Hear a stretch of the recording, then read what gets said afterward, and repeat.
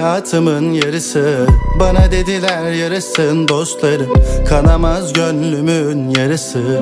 İçimde zerre bir mutluluk kalmamış. Sevdam alnımın yazısı, gelmesen de beklerim yolları. Bitmez gidenlerin yalanı, mezarlıklarda da yer kalmamış. Bari bu gece sabrımı zorlama, gelirim biliyorsun nedenini sormadan. Gözünün rengi yansımış bulutlara, öldürdün artık nabzımı yoklama.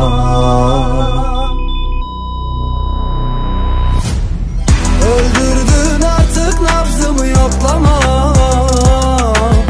Sen gitsen de üstüne gülü koklamam.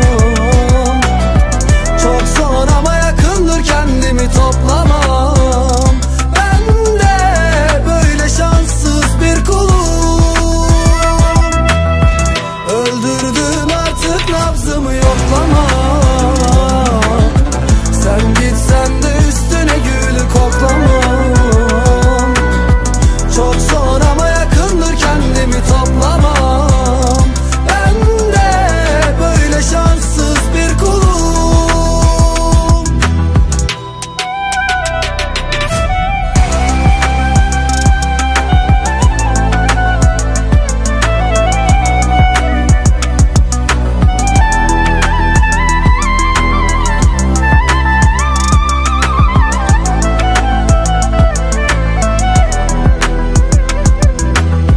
Bari bu gece sabrımı zorlama,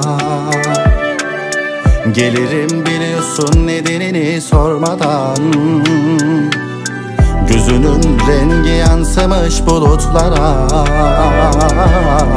öldürdün artık nabzımı yoklama.